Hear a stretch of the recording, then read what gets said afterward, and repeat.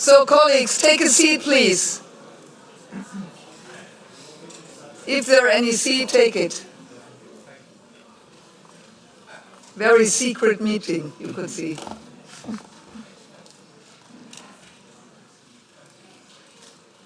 So, dear colleagues, welcome. The first point is the adoption of the agenda. If there are no amendments, the agenda of the meeting can be adopted. So, let's start with our guest, Mark Rutte, NATO Secretary General. It's a great, great honor. Good afternoon. Welcome to this joint exchange of views with our NATO General Secretary, Mark Rutte. It's really a great pleasure to have you here again, and thank you for engaging with this Parliament in, I could say, such turbulent times. I do not need to spell out all the challenges facing the EU and NATO, as these have been clear for all to see at the start of 2026. This weekend, the United States published its National Defense Strategy, and again, it's consistent with the National Security Strategy. Europe must take care of its own security and only expect limited support from the US. So the rupture in international relations is speeding up, and as Europeans, we must remain united and focused on re-establishing European security, which means, first and foremost, prioritizing our support to Ukraine, because Ukraine's security is our security, and we cannot afford to be distracted. So, Mark, we have known each other for a long time, and you know I can be very frank, but I don't want to ask you a direct question. You will get many here today. So instead, I want to ask my colleagues here, yes, you have every right to challenge the Secretary General, but remember his job is made harder or easier by how fast our member states strengthen Europe's defense and our humiliating dependence on the United States. So, colleagues, are you demanding from your governments that they speed up and make Europe stronger to defend itself? The more we all do in this room, we will ensure we help our Secretary General in his very difficult diplomatic role to defend European interests at this difficult moment. So let's arguing amongst ourselves, and more investment and action is the only way to meet our citizens' demands for more security. So now the floor, my colleague, EFA Chair David, the floor is yours. Thank you, dear Marie Agnes, and first of all, also from my side, a warm welcome to you, dear Secretary General Mark Rutte, to this meeting, the joint meeting of the Security and Defence Committee, the Foreign Affairs Committee, in association with the Delegation for Relations with the NATO Parliamentary Assembly. All colleagues, a warm welcome to you this Monday afternoon. I would just like to really thank the Secretary General for taking the time to be with us today. We're kind of starting to establish a tradition that you come on a regular basis once a year to the European Parliament's committees who are dealing with EU-NATO relations. We are greatly appreciate the opportunity to regularly exchange views with you, especially in the current geopolitical context. Dear Mark Rutte, I would like to thank you personally for your important role in diffusing the recent tensions within NATO with the United States. De-escalation is key. We here in the European Parliament across party lines know that the partnership between the EU and NATO is crucial. In this increasingly dangerous world, with this partnership is vital in order to champion and safeguard peace, freedom and prosperity. So, Europe must ensure its own defence and security now.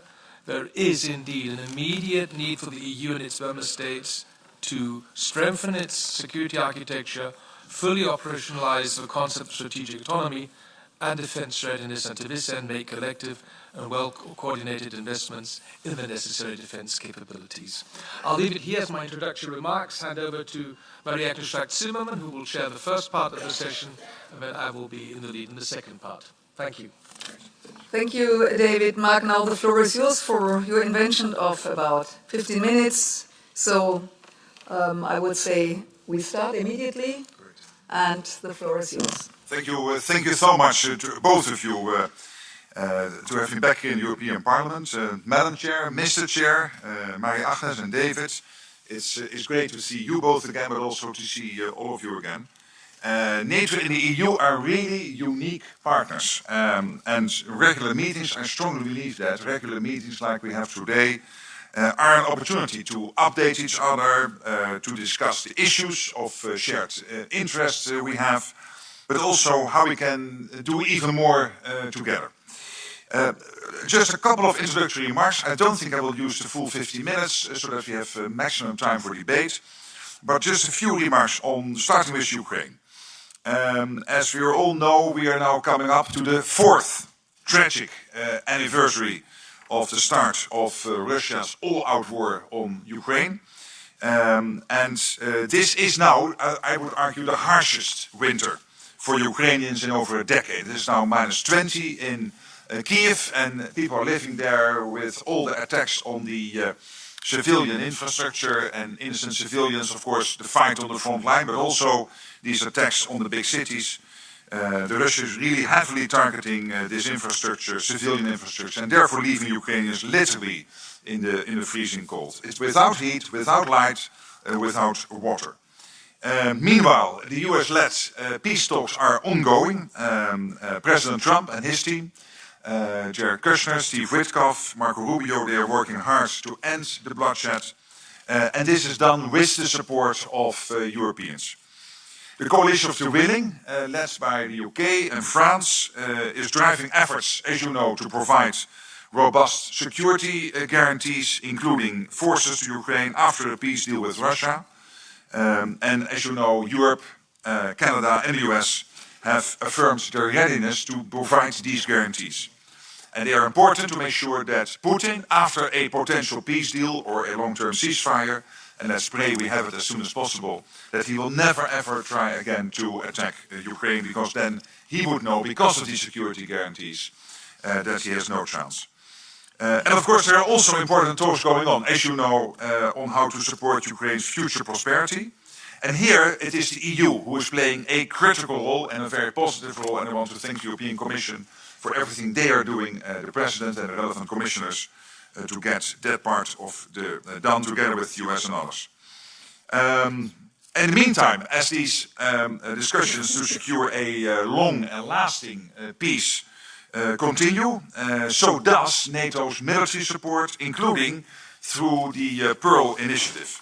As we speak, billions of dollars worth of essential American military hardware is flowing into Ukraine, paid for by allies and partners. And it is absolutely vital, this flow of stuff going into Ukraine, to keep Ukraine in the fight and to protect its population. There is simply no alternative. For 2026, Ukraine has forecast military requirements from donors totaling just over $60 billion. And Pearl, so this flow of American stuff into Ukraine, is one way for allies to meet these requirements.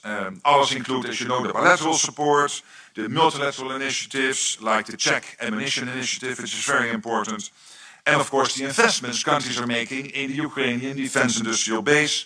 This was an initiative originally started by the Danes and Lithuanians, which is now mainstreamed with many countries in Europe. The EU is doing vital work here. The 90 billion euro loan package, 90 billion, which will make a massive difference to Ukraine's security. It will make a massive difference to Ukraine's prosperity. But here, I would really strongly urge you to ensure flexibility in how these funds can be spent, and not to be overly restrictive by EU caveats. Europe is now building its defense industry, and that is vital, but it cannot, at the moment, provide nearly enough of what Ukraine needs to defend itself today and to deter tomorrow. So as you take this loan forward, please, I encourage you to keep Ukraine's needs first in focus. So I could imagine, of course, if they can buy it in Europe, fantastic, priority one. Ukraine in defense industrial base, great, but we all know that without this flow of weaponry from the US, we cannot keep Ukraine in the fight. Literally, no, not. They now provide essential interceptors, for example, to take down as many missiles as possible going into Kiev, Kharkiv and other cities night by night. NATO and EU are now working hand in hand, both in Brussels and in Kiev to help Ukraine. Our coordination of military aid, the training of the Ukrainian armed forces, the efforts, of course, to boost the Ukrainian defense industry, they're all very much complementary. And we need to keep it up. It matters for Ukraine's security, and I think we all know it is also our security which is at stake here. Then, second topic, investing in defense. We had a successful summit in The Hague in June, where we agreed to invest 5% of GDP annually in defense by 2035 and to speed up the production and the innovation of our defense production. 5% of course is a lot, and boosting our industrial base is not easy, but here my simple message is we need to do it and we need to do it fast. First, because the security situation demands it. We face, as we speak, real and lasting challenges to our security. And second, because the time when we conveniently let the United States carry much of the burden for our shared security is simply over. It's fair and appropriate that Europe and Canada take more responsibility for their own security, and the good news is they do.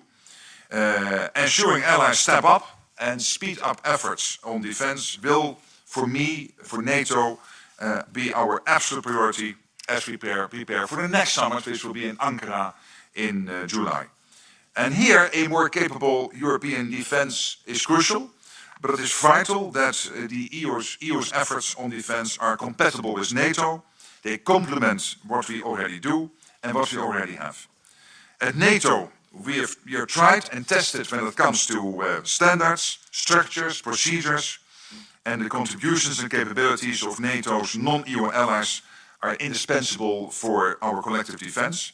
So my argument will be, let's be practical, let's be realistic when it comes to our security.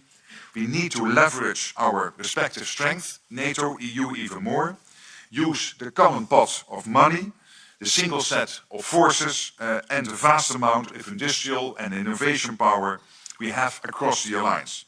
That's the only way to keep Europe safe. And that brings me to my final point, which is partnerships. Because it is undeniable that as we speak, we know that Russia, China, North Korea and Iran, they are aligning more and more. They are challenging us, but their partnership is not yet well developed.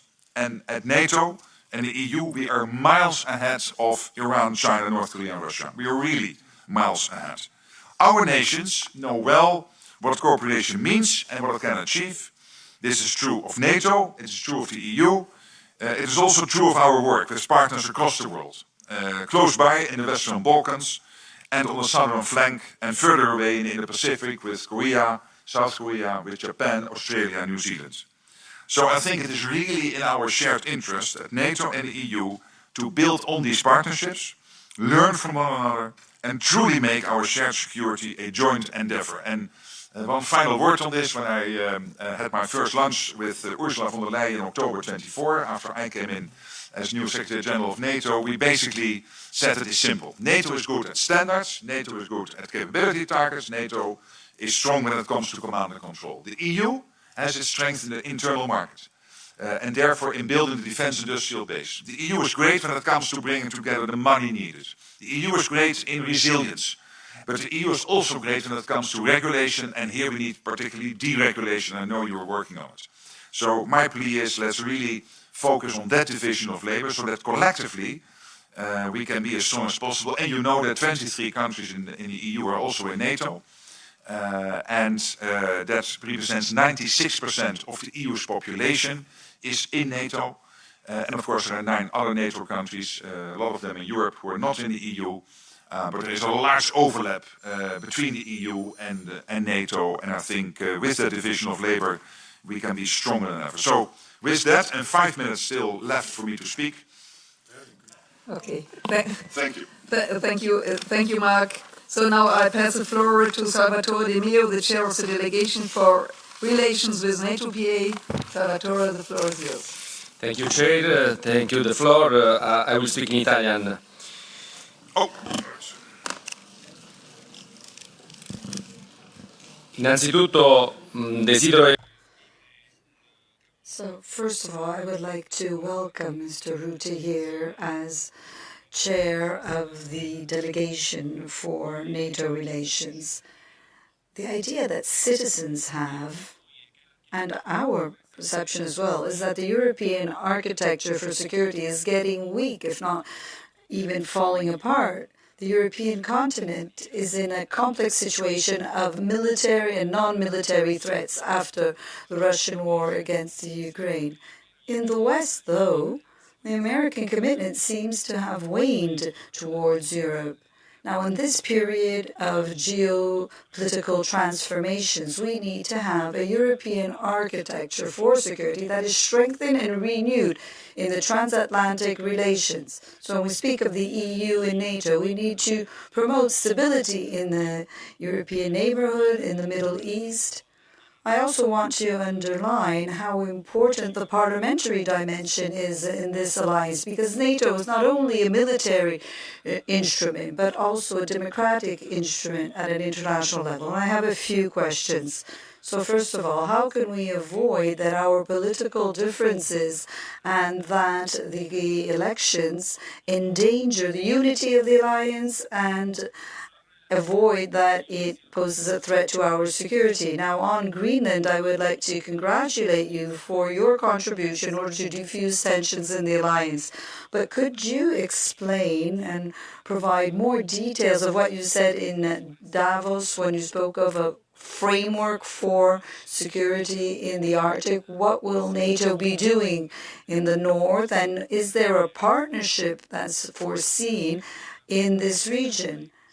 The security of the Arctic is a security prerequisite. It's necessary. And have we offered enough guarantees to Trump? I would like to remind you that the countries in NATO don't all have the same capacity. They don't always have the necessary systems to intervene if we speak of icebreakers, for example. So I think we need to change our capability targets as well.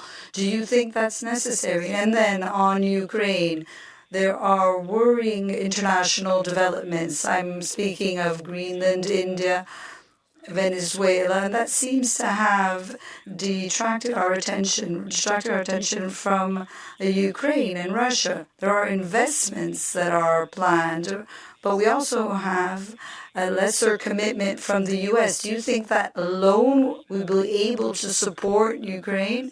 And will Ukraine reach a peace agreement? And then, with NATO, what instruments do we need now in order to react to this geopolitical situation which is evolving continually? Thank you for your attention, for your time.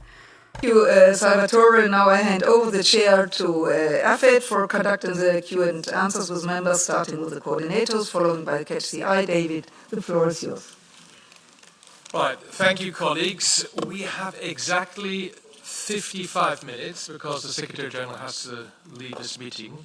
So we're trying to square the circle. I will give the floor to many members as possible, but we begin with the coordinators of SEDE and AFET. And once again, the maximum speaking time is 2 minutes, and 2 minutes is 120 seconds. We cannot discuss this. And if you speak less than 120 seconds, you have a unique opportunity to raise your popularity among other colleagues. I'll leave it there, and the first speaker for maximum 120 seconds is Nicolas Pasquale de la Parte, EPP SEDE. Thank you very much, David. I will be shorter. I will be very popular. Thank you very much, Secretary General, for being with us for the second time in a very short time. I want to focus my question in a very, very important one. I think Ukraine. The security guarantees that we are ready to offer the Ukrainian friends. You know that Putin has made crystal clear, adamant, that he will consider any deployment of contingents of troops in Ukraine from NATO countries, European countries, as legitimate military targets in the future. Then, if we take this into account, how can we square the circle?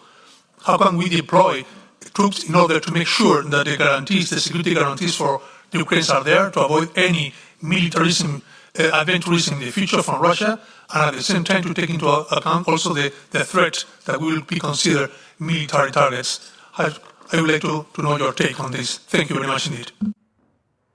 Thank you very much. For AFET EPP, I give the floor to our colleague Sebastián Bugallo. Thank you very much, Chair. Mr. Secretary General, welcome to the European Parliament. Coming from one of the founding members of NATO, it's always good to have you here with us. And looking at your past year, we can apply a very Portuguese saying to your role.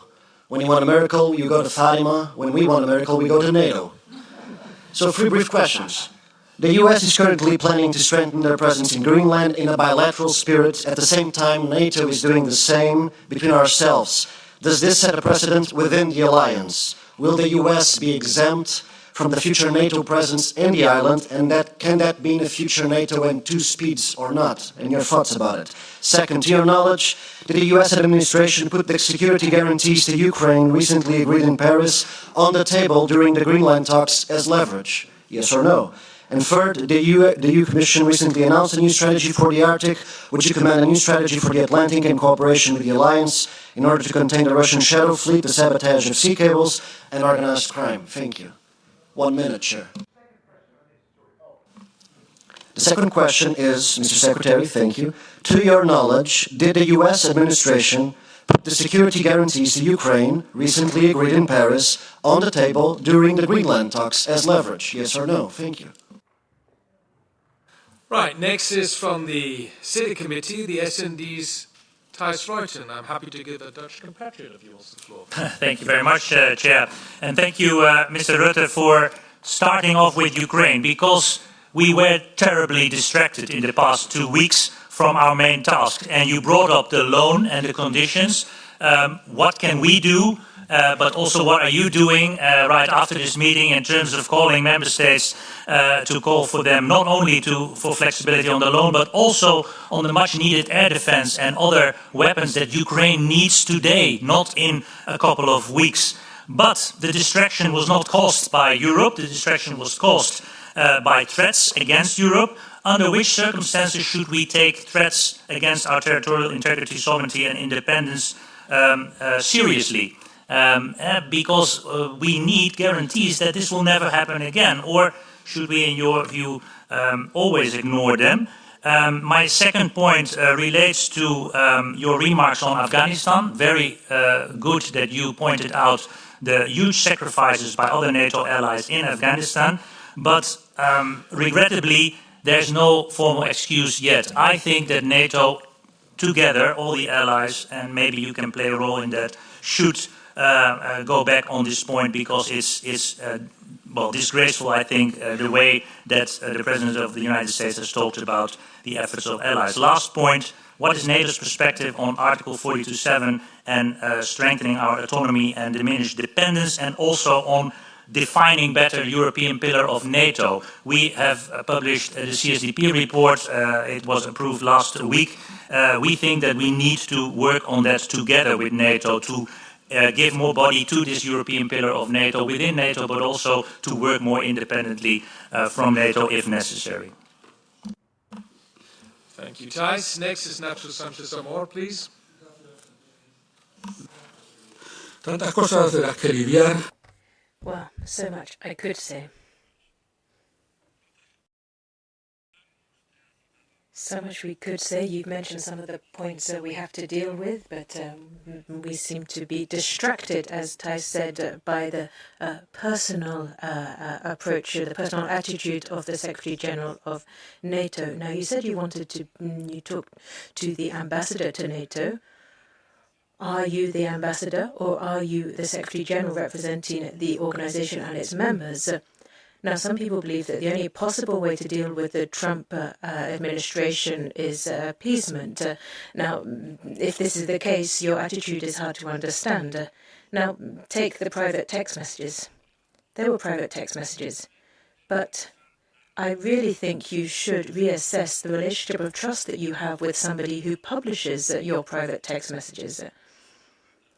And I would also like to mention what you said recently, that European defense is impossible without the US. You didn't add something which many Europeans would like to hear. Defense is not possible today without the US, but our goal is to ensure fully autonomous defense of the EU. Now, I believe there is a middle path, and I think many Europeans would wish you to find that. Thank you, Nacho. Next, for the Patriots in SEDA, I give the floor to our colleague, Monsieur Thionnet. Merci, Monsieur le Président. Thank you very much indeed, Chairman. I'll be speaking French. Mr. Secretary General, Charles Péguy, a major French writer, wrote the following. He says, you should always say what you see. And what is even more difficult, you should always see what you see. End of quote. Now, it would seem that over the past few months, your role has been to say the contrary to what everyone seems to be seeing.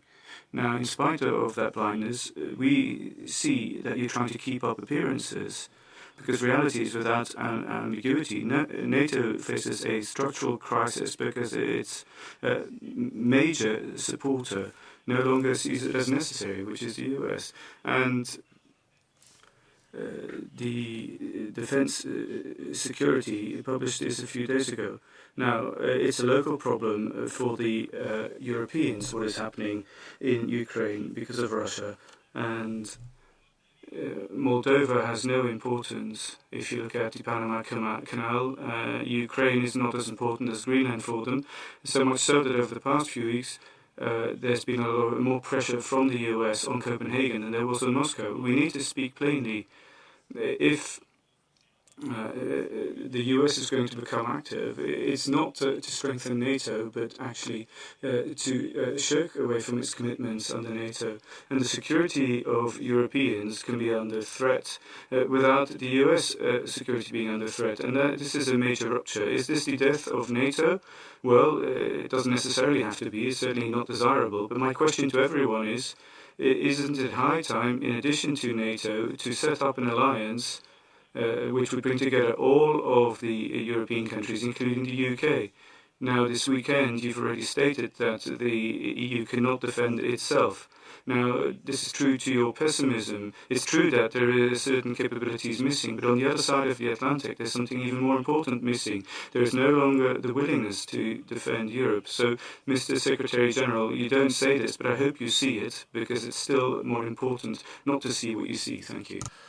Next for the Patriots in AFET is Josh Hoveni.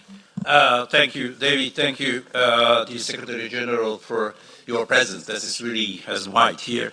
And to be really short, very short, yeah.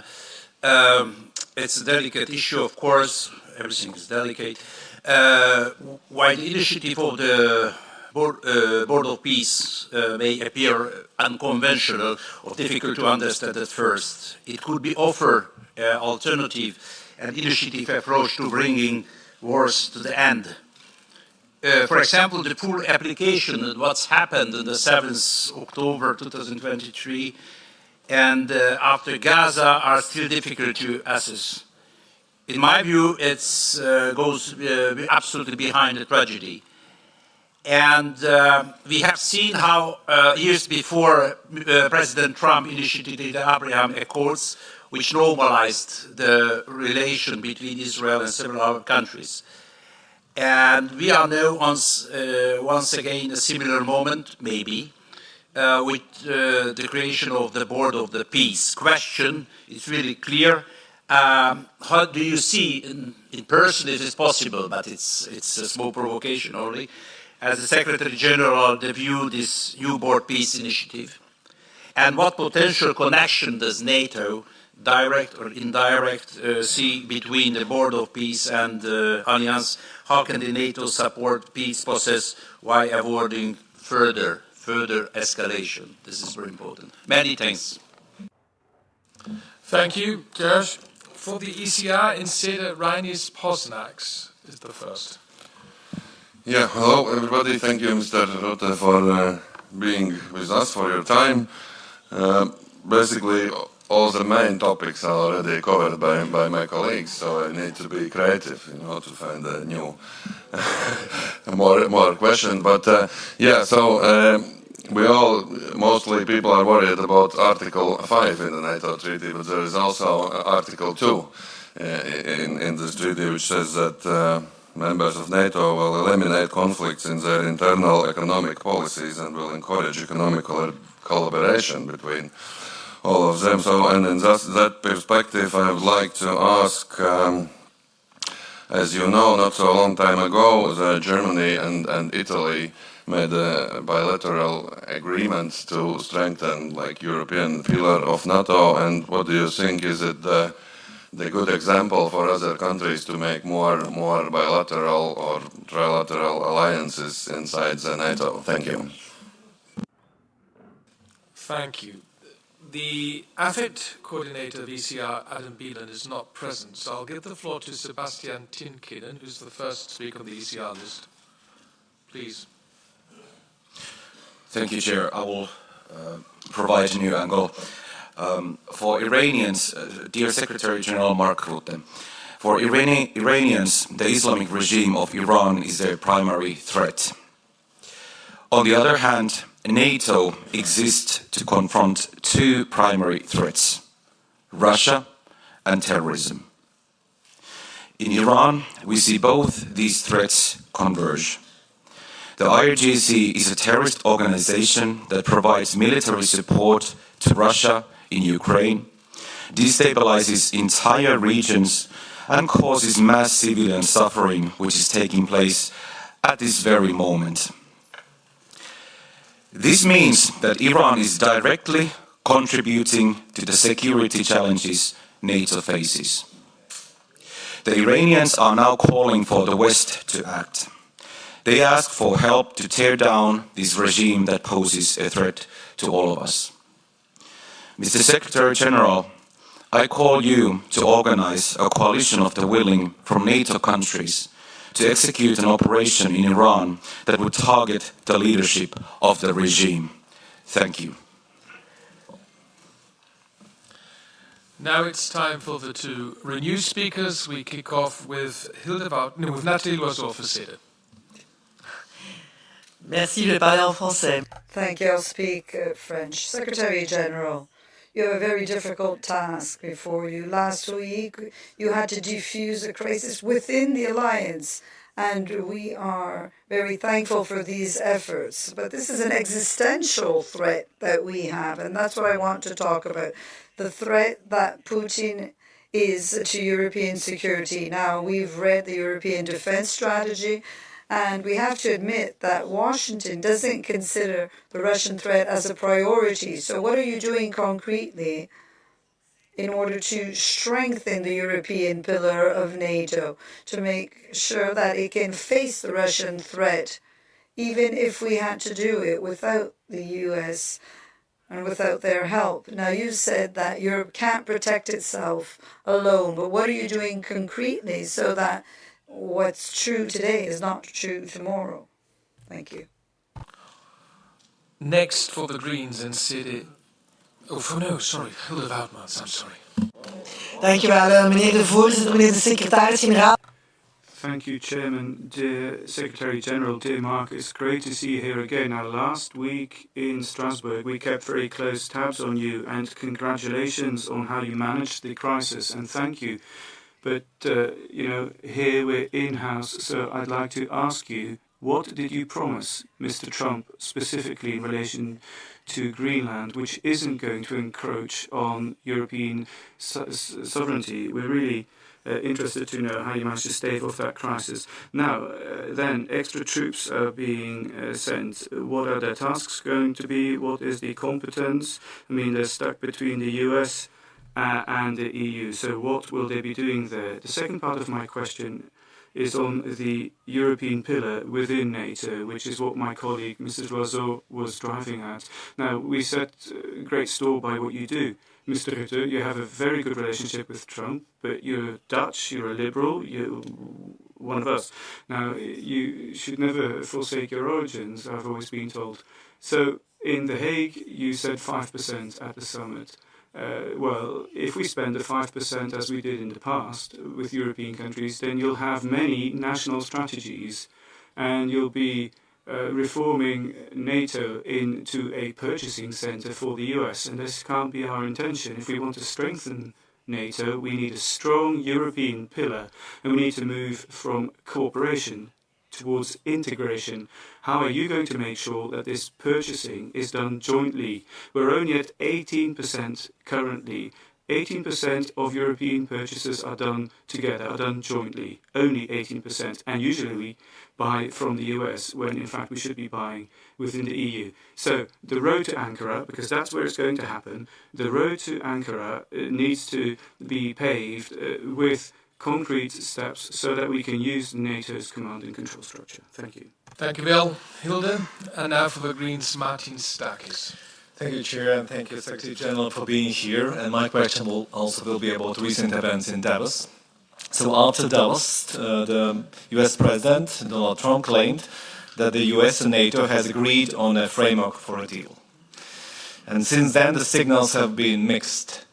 While the US administration says it's getting everything it wants, senior NATO officials, including the Supreme Allied Commander, as well as authorities in Denmark and in Greenland, say that they have no details about this. Yet without Greenland and Denmark, no deal is possible. So my question is this: is there in effect a deal that would fundamentally change the existing arrangements between US, Denmark and Greenland? Or is the talk of the framework for a deal mainly an attempt by the Trump administration to save face as it backtracks from early threats? Thank you. Thank you. Thanks. The AFET rapporteur, the AFET spokesperson for the Greens, Hanna Neumann, is not here, so I will give the floor to Willy Schöndal so we can hear a voice from Denmark. Thank you very much, Mr. Secretary General. It's a pleasure to have you here. And I am a Danish MEP, whereas I would be very interested to hear your account of the negotiation deal with President Trump last week about Greenland. I'm also a former Danish foreign minister at a time where it was easy to deal with the US. It was during the Obama-Hillary Clinton period. So we shared values. We shared the views on strong international organizations. We shared almost on every path which way to move forward. Today it's opposite. So therefore I would ask, what supposed deal did you make with the American President Trump? This has not been especially clear because Trump has one way of dealing with the meeting. I guess you have another. What is your approach to what's happened? Does said agreement infringe on the red lines put forward by Denmark and Greenland that we're not going to give any square meter to any country because of threats? Do you have a mandate as a Secretary General to negotiate on behalf of Greenland and Denmark on these matters? And how would you, within the NATO framework, strengthen the defense of Greenland? Because what was really strange was that Trump said that Greenland was not defended well enough. Then a lot of European countries said, well, we will help. Then the man got very angry. That's strange if the point was that it was not defended well enough. And as a last question, no? Okay. Thank you, Willy. For the left in Sede, I give the floor to Özlem Demirel, who's just behind the camera. Ja, danke schön, Herr Vorsitz. Thank you very much indeed, Chair. I'll be speaking German. Thank you, Mr. Rutte. Thank you for your opening remarks. You are the Secretary General of the largest military union in the world. And if I put it politely, then I might say that the very notion of this military union and its intervention in the past is somewhat questionable. But you have made a name for yourself, namely with your relationship with Mr. Trump. And Mr. Trump Trump has published your private text messages on social media, and I was very surprised by your tone when you read, Dear President, dear Donald, what you achieved today in Syria was unbelievable. I will use my press conference in Davos to talk about what you've done in Gaza and Ukraine. Now, in the light of these words, I can only say what Trump has done in Syria and in Gaza is indeed unbelievable, but not in a positive sense. It's not what he has done is not something that should be praised. Mr. Trump should not be praised for the massacres which are taking place there. Now, I'm talking about Greenland. I was wondering what your approach was as European MEP, which you are not. Now, you said Mr. Trump announced that he wants a closer alliance. Now, I would like to know what nature does this agreement take? What is contained in the agreement? And to what extent has this agreement encroached on the sovereignty of the Greenlanders? Because the question is, to what extent will this has this agreement done this, and to what extent have you made commitments which Denmark is not aware of, where the Greenland will be treated as third-status citizens? I really don't think you had the right to infringe on the sovereignty of a country like this. Nächster Redner ist für die Linke. Next speaker for the left, Afid Danilo Della Valle. Thank you. I will speak Italian. In questi anni Over the last few years, they've always repeated that NATO guaranteed peace and security to European and non-European citizens, besides the bombing in Serbia and Libya. But in general, NATO expansion to the east and the submissiveness to American interests have brought the war on the European borders as well. And this has led to the division of the Ukraine and a total dependency on the U.S. And you have asked the Europeans to prepare for a situation like the ones our grandparents lived through. That means to prepare for a war. And now there is a risk here because of Greenland, because whatever the agreement you reach, whatever the euphoria, Trump says he'll do what he wants with the island. So I would like to know, will you continue with this strategy of expansionism and submissiveness to the U.S.? 6 months you said that Ukraine in NATO is inevitable, but today it seems to be a red line in the peace negotiations. So do you still think this is the right path and what will actually happen? Als nächstes hat für die ESN-Fraktion das Wort. Next for ESN, Mr. Neuhoff, please.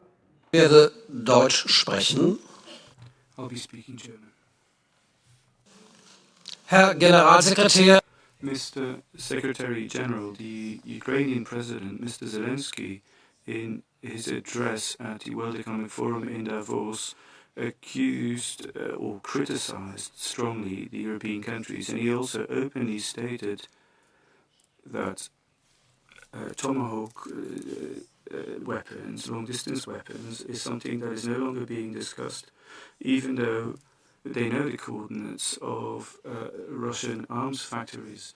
Now, President Metzeler, Mrs. Strack-Zimmermann, and Chancellor Merz in 2024 called for Taurus missiles to be made available to Ukraine. Now, my question is, do you share the view, as Secretary General, in view of the speech from Mr. Zelensky, that the supply of these weapons is in keeping with NATO's ambitions, which is to avoid direct confrontation between NATO and Russia? And a follow-on question is, can you, Mr. Secretary General,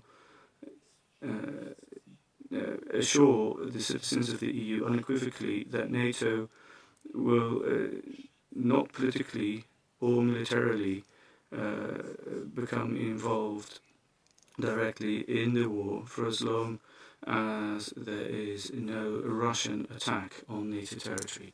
Thank you.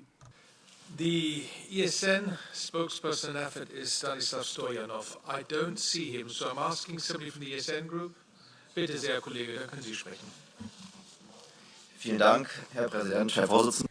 Thank you very much indeed, Chair. Thank you, Mr. Rutte, for joining us here today. And I really don't envy your job. It's a tricky one. Now, I was happy to hear that you said you were taking a realistic approach to the international order. And this morning, I looked at the U.S. defense strategy, and I found a sentence in there which I will quote.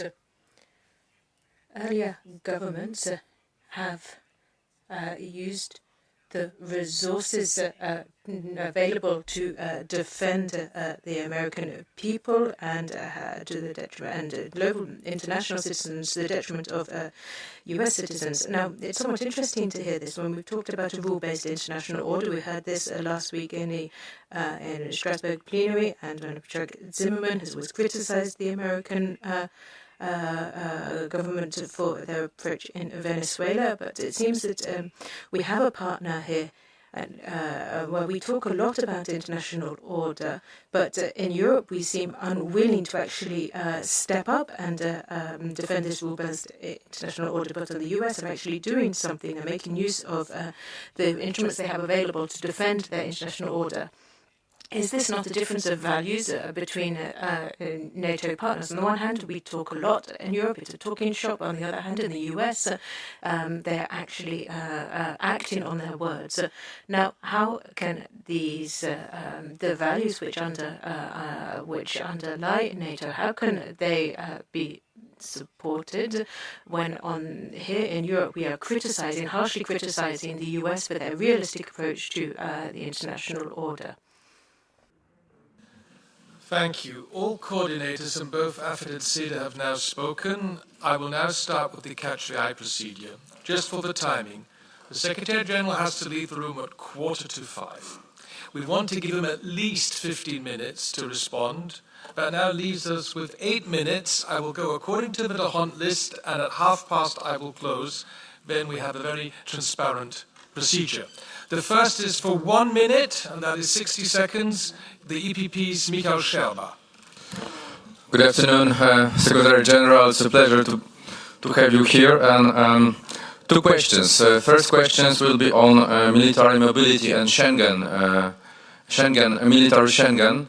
Russia's war against Ukraine has drawn renewed attention to military mobility and the urgent need to facilitate the rapid cross-border movement of troops, equipment and assets across Europe. What is the importance of this work we are also doing and I'm going to do on this legislative package soon in the context of a NATO task? So this is the first question. The second will be on what you already mentioned, Secretary General. This is EU security and defense partnerships. And of course, I love your comments on Australia and New Zealand and other democratic partners, like-minded partners. We want to have new partnerships.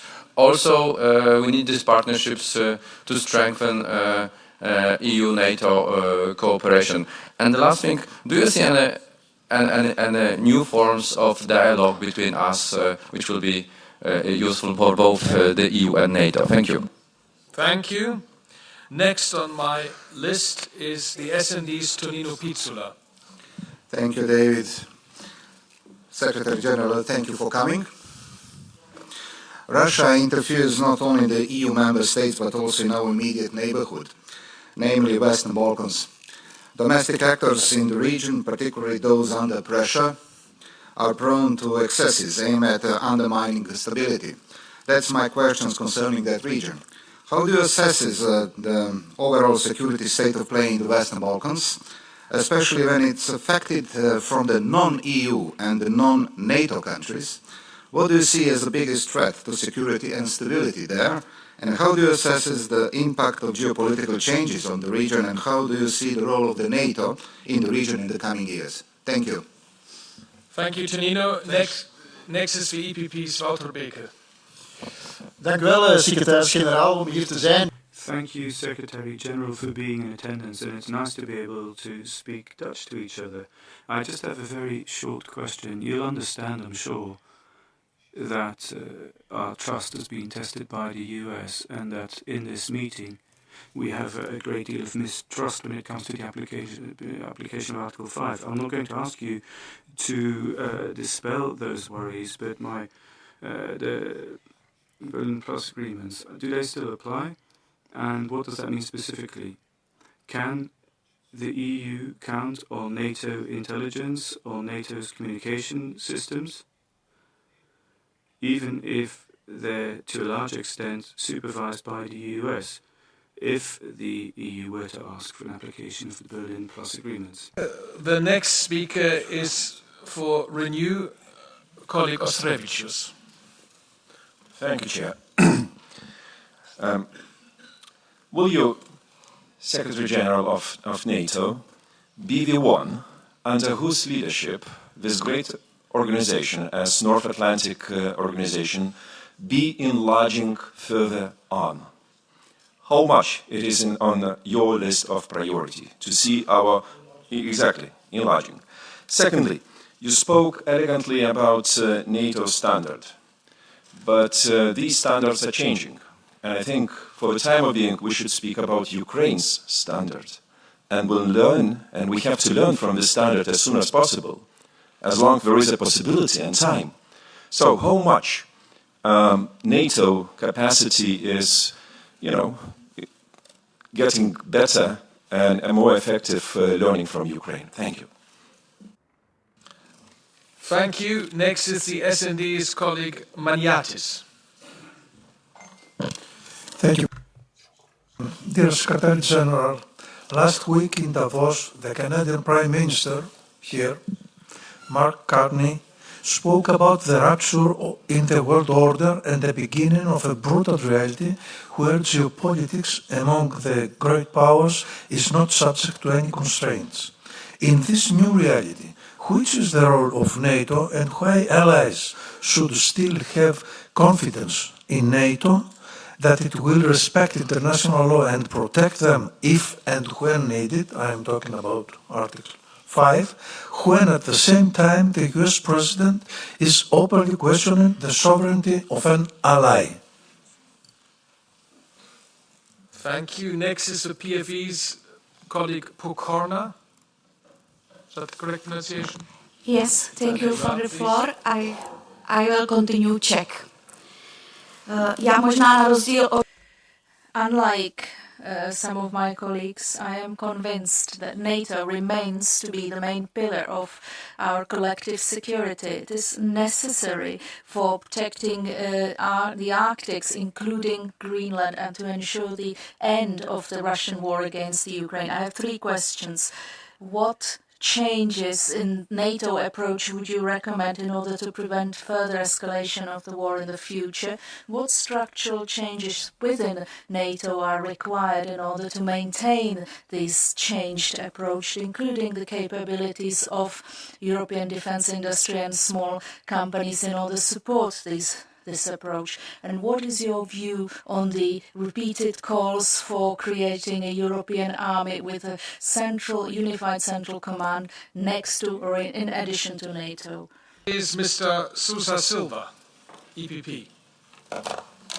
Thank you, Chair. I will speak in Portuguese. Senhor Secretary-Geral.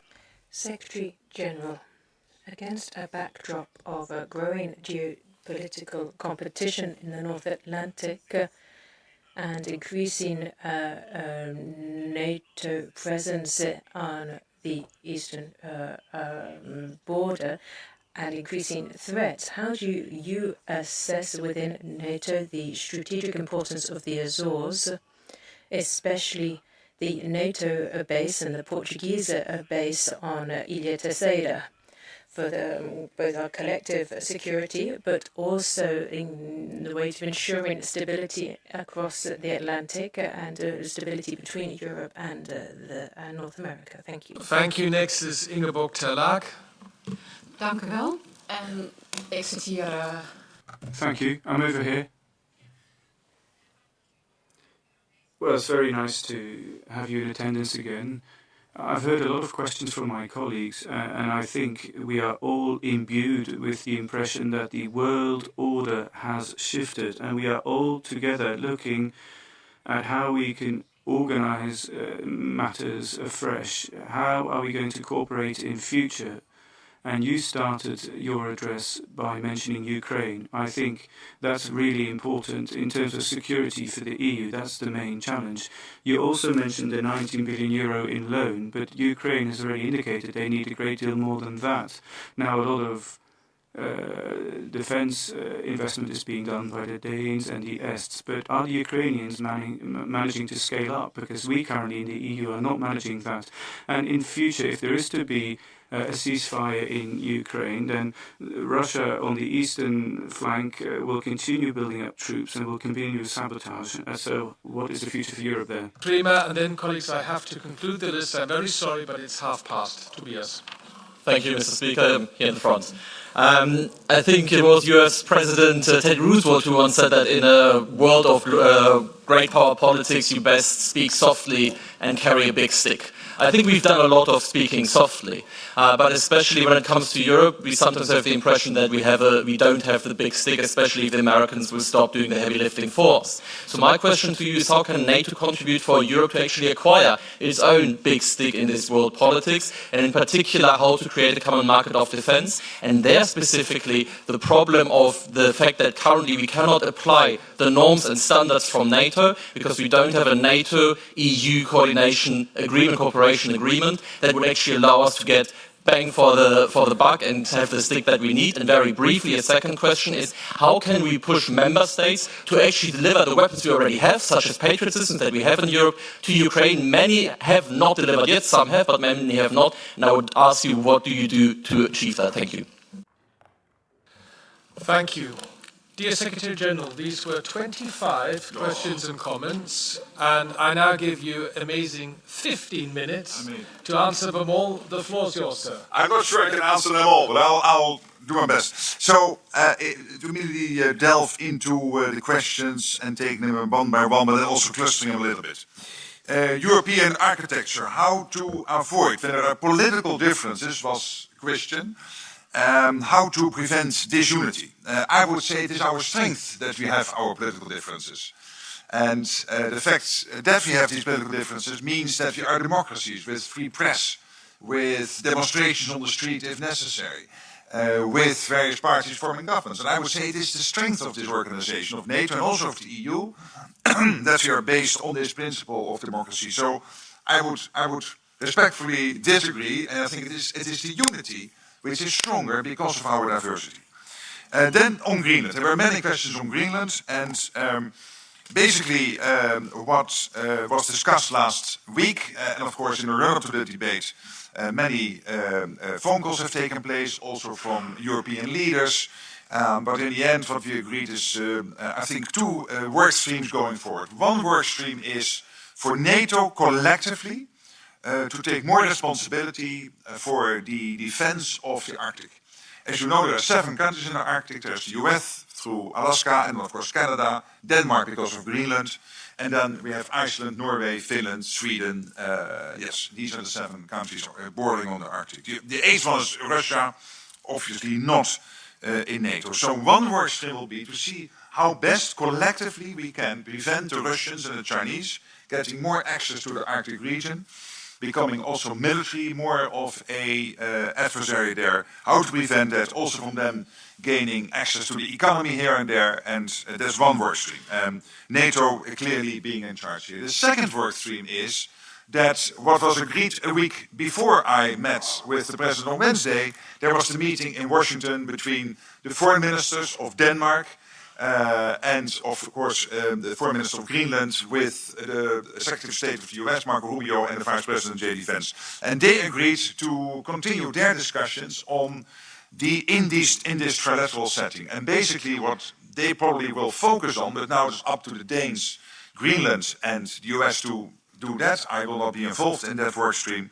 But clearly what came out of the meeting on Wednesday is at least 2 issues to address. And issue 1 is Russia, issue Second is China. How to prevent these two countries from gaining access in a military sense or in an economic sense to the Arctic. Of course, I have no mandate to negotiate the Foreign Minister of Denmark. For the previous Foreign Minister of Denmark asked that question. Of course, I have no mandate to negotiate on behalf of Denmark, so I didn't and I will not. Of course, that's up to Denmark to do. I will be very much involved as NATO Secretary General in the first work stream. How can we best, as NATO, collectively take the defense of the Arctic forward? And indeed, there is also an issue, I think, when the Arctic becomes more of an issue, and President Trump, by the way, and I will defend him now and then this afternoon, just to irritate you, because I really feel that he deserves some defense. He was the one, during Trump 45, who already said there is an issue with Arctic security, and again he did so when he came back into office in January. And I think he's right. There is an issue with the Arctic region, there is an issue of collective security, because these sea lanes are opening up, and because the Chinese and the Russians are more and more active. China, of course, not bordering on the Arctic, but as you know, very much being involved there together with the Russians. So clearly we have to address that, and that means that when it comes to this question of capabilities, we will see in NATO how we tackle this. We have a well-established process of capability targeting. So now we will look into, within the system of the capability targets, the Danes have made this point. Prime Minister Frederiksen visited me on Friday. She very much stressed that point rightly. I think others are stressing that point. So we now look into how we can best do that, taking that issue forward, that the capabilities we need also to defend the Arctic are also step by step becoming part of the overall capability targeting process. Then on the Ukraine peace agreement, obviously the security guarantees are extremely important. And as you know, there are 3 layers. One layer is the Ukrainian armed forces going forward. They will be the first line of defense. The second line of defense being the coalition of the willing. They providing training, providing, for example, also support in terms of the military build-up of the Ukrainian armed forces. So this is led by the French and the Brits, as you know. And of course, the US becoming more and more involved, as you know, since last summer. And as the president of Ukraine said yesterday, and I think he is right, these security guarantees are close to being agreed upon. But then, of course, there is the other issue, which is the rebuilding of Ukraine. And the third issue is the very sensitive issue of territory. In the end, it is only the Ukrainian government who can decide on territory. But for the Ukrainian government to get its head around what they can accept in terms of a compromise on territory, it is crucial for them to know that going forward, the Russians will not try to attack Ukraine again. Preferably, of course, they would love for Ukraine to be in NATO, but as you know, various NATO nations are at the moment blocking that. There is this irreversible path into NATO that will still be there, but at the short term, it's politically, it's practically now not on the cards, and that means that the security guarantees are the more crucial to prevent the Russians from ever attacking again. There is no link between this, for the US side, and one of you made the point that there was rumor of a link. I understand, I haven't heard it before, between the Greenland discussion and the Ukrainian discussion. These are totally separate. The Shadow Fleet, rightly raised here, crucial because it is a big source of income for the Russian Federation.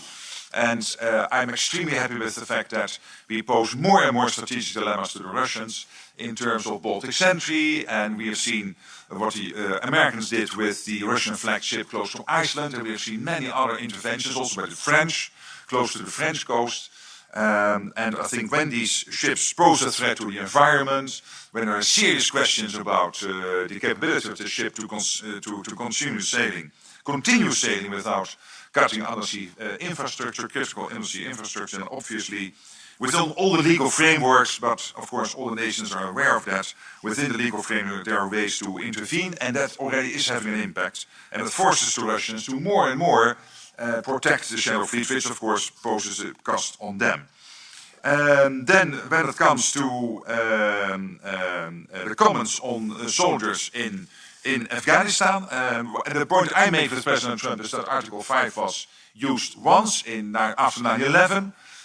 This was, of course, when the US was under attack, and I made the point that many non-US NATO countries, but also partners like Australia, have helped out in Afghanistan, and that for every 2 American soldiers who paid the ultimate price. One soldier of an ally or a partner, a NATO ally or a partner country, did not return home. And I particularly mention Denmark because, relatively speaking, they have had many casualties in Afghanistan, the Netherlands, but also, of course, bigger countries like Italy, UK, Australia and others. And I know, and of course the President already has made the point, I think it was yesterday, praising the United Kingdom for the immense sacrifice they made in shoulder to shoulder with the Americans fighting in Afghanistan. And I know that America greatly appreciates all the efforts being made in Afghanistan and acknowledges the fact that many casualties were there, not only Americans, but also from, as I said, allies and NATO partners. The European pillar, this whole discussion on the European pillar. I think let's focus. The focus should be that we complement each other, exactly as we're doing at the moment. And that is NATO, as I said, standard setting, capabilities, command and control, and the EU, when it comes to resilience, when it comes to the industrial base, when it comes to regulation, when it comes to finding ways of getting the money to pay for our collective defense on top of what, of course, the individual nations are doing. That's how we should go forward. A European pillar is a bit of an empty word. I guess what you mean is a sort of, next to each nation, to have a sort of European defense force. I think, but of course that's up to the European countries to decide, but I think there will be a lot of duplication. I wish you luck if you want to do it, because you have to find the men and women in uniform. It will be on top of what is happening already, and it will make things more complicated. I think Putin will love it. So think again. But if European pillar means what I just said, this division of labor, you are focusing on where Europe has strength, and NATO focusing where NATO has strength, great. On my relationship with the President, hey, listen. If somebody is doing good stuff, and President Trump is doing a lot of good stuff, I believe. I know I'm irritating a lot of you again, but I think so. Because, as I said also in Davos, the 2% reached by all NATO countries now at the end of 2025 would never, ever, ever have happened without Trump. Do you really think that Spain and Italy and Belgium and Canada would have decided to move from 1.5 to 2%? Italy spending 10 billion more now on defense at the beginning of the year without President Trump? No way, it would not have happened. And do you really think that in The Hague we would have come to the 5% commitment without President Trump? No way. So I think he is very important to NATO. He is totally committed to NATO. He had one big irritant, one big pebble in the shoe, which is there since Eisenhower, the fact that the Europeans were not paying up. And with the NATO defense commitments in The Hague, the outcome of the Hague summit on spending and also industrial production in Ukraine, but particularly here on spending, we are now equalizing with the US, so that irritant is gone. So there is a total commitment by the US to NATO Article 5, but also an expectations that Europeans and Canadians will pay more, and we are doing so. Germany is a big example.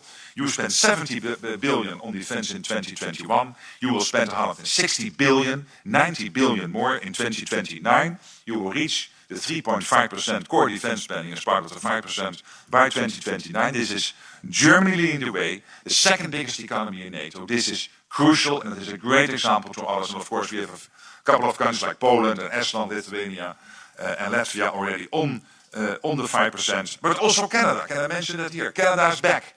Canada 2%, committing to the 5%, being a huge supporter for Ukraine, also spending a lot of money on these Pearl packages. So Canada is really back, and I think that's fantastic. Hey, but so when President Trump is doing good stuff, I will praise him, and I don't mind him publishing text messages. And if anyone thinks here, again, that the European Union or Europe as a whole can defend itself without the US, keep on dreaming. You can't.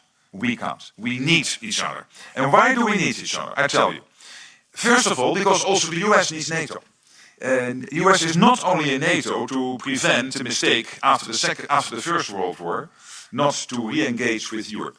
And then again, the long arm of history reaching out to the US again in the Second World War, as Churchill famously said in his speech in 1941 in the US Congress. They are also in NATO because for the US to stay safe, and by the way, Arctic region is evidence here, they need a secure Arctic, they need a secure Euro-Atlantic, and they also need a secure Europe. So the US has every interest in NATO as much as Canada and the European NATO allies. But for Europe, if you really want to go it alone, and those of you who are pleading for that, forget that you can ever get there with 5%. It will be 10%. You have to build up your own nuclear capability. That costs billions and billions of euros. You will lose then, in that scenario, you would lose the ultimate guarantor of our freedom, which is the US nuclear umbrella. So, hey, good luck. I love this. The Board of Peace. On the Board of Peace, I will not comment, because when it comes to the Board of Peace, obviously NATO is not directly involved in the Middle East peace efforts. Of course, we welcome all the work to secure peace in Gaza, where allies are navigating the crisis, but we are not ourselves involved in that sense. Then bilateral alliances. Well, bilateral cooperation is great. I'm not sure about alliances, what is the difference, but I mean within NATO there are many. I mean we have the Weimar format, we have the E3, we have the E5, we have the A7, that's great, the B9. So there are many cooperations between countries within NATO which only strengthen NATO. I'm totally in favor. Then on Iran, we are only involved with Iran when it comes to the fact that Iran and North Korea and Russia and China are working together. But again, if it comes to the situation in Iran itself at the moment, and of course I'm extremely worried about that, we all are, it's not for NATO to get involved because NATO has its is concentrating on the Euro-Atlantic. The Russian threat, I think I have mentioned already, is there, and that's why we have to really ramp up spending. And I also mentioned already this to the Renew questions, that I don't believe in this European pillar, except for if it means within the division of labor. When it comes to the Taurus and other systems being delivered, yes or no to Ukraine, that's up to individual allies. I will not comment. Sorry, generally I'm saying, if you deliver your systems, please no restrictions on them, so that Ukraine can really use them. But what is delivered, of course, is not for me to comment. I can only discreetly work behind the scenes. When it comes to the defense strategy, which was published last Friday, I think that is a good paper. There are no surprises in it. And what we really see is the US pivoting more towards Asia, but at the same time, absolutely with Europe, understanding that Europe will have to build up its own armed forces even further based on the Hague Defense Investment Pledge. And that will mean over time that the US can do more in the Pacific, but there will always be a very strong conventional US presence in Europe, and obviously the nuclear umbrella will be there. I totally commend everything being done on military mobility. Here the EU plays a crucial role. When it comes to deregulation, military mobility, it is vital that a bridge not only can hold my Saab car, 20 years old, but also can hold a tank. Saab, yes, but it's a bit old now. The EU-NATO dialogue, I think, is better than it ever was. I mean, we work extremely well together. I'm really happy at all levels. I can only say I cannot see how that can improve, how the EU and NATO work. And we have to, so it's not just a... The Western Balkans security situation, of course, we constantly follow that. As you know, we can never accept a security vacuum to emerge in Bosnia. We will be constantly working on that. I'm in close contact with the Troika presidency there. Then, of course, when it comes to Kosovo, KFOR, crucial in Kosovo. And we also make sure that we keep the dialogue going with, it was your question, with Serbia. I have my own relationship with Alexander Vučić, the president. We know each other for many years. But of course, we also expect him to come up with accountability for what happened in a couple of years ago, and on two issues. And both of them he promised complete accountability. Then when it comes to Berlin Plus, I think I should not comment on hypothetical questions, but it is, I think, important to keep focus on reality that NATO-EU cooperation is stronger than ever. I really believe that at the moment. And that the US role in NATO, as I said, remains key, except for if you want to double your defense spending. But even then, I would not do it, because history brought us together. We have the same set of values. We belong to each other. The transatlantic relationship, I think, is crucial. Then on enlargement, of course, every country in the Euro-Atlantic area can apply for membership, but then we have to agree with 32, and on Ukraine already mentioned, the unanimity is not there at the moment, but we will keep working with Ukraine to keep them as strong as possible, and the irreversible path has been clearly laid out. Then we have all the lessons we need to capture from Ukraine, I totally agree, from the war. By the way, if Russia would attack NATO, probably that war will not be an exact copy of the war between Russia and Ukraine, but still we have to capture all the lessons. That's why we have this Ukraine-NATO center now, joint initiative, JTEC in Poland, the Joint Analysis Training and Education Center, where we capture all the lessons from the war in Ukraine, also to learn from that in terms of NATO going forward. And then let me see, I think I've now, the Azores, I really have to work on that question, so I will not now freewheel, but maybe if we can get your address, I can give you a answer in writing. And then when it comes to Ingeborg, the question on when it comes to the Ukraine and scaling up the defense industrial production in Ukraine, that's really happening at the moment, but there is still a big potential untapped in Ukraine of about 10 to 15 billion, I think it is at the moment. At least these numbers are of 2-3 months ago, probably not changed a lot.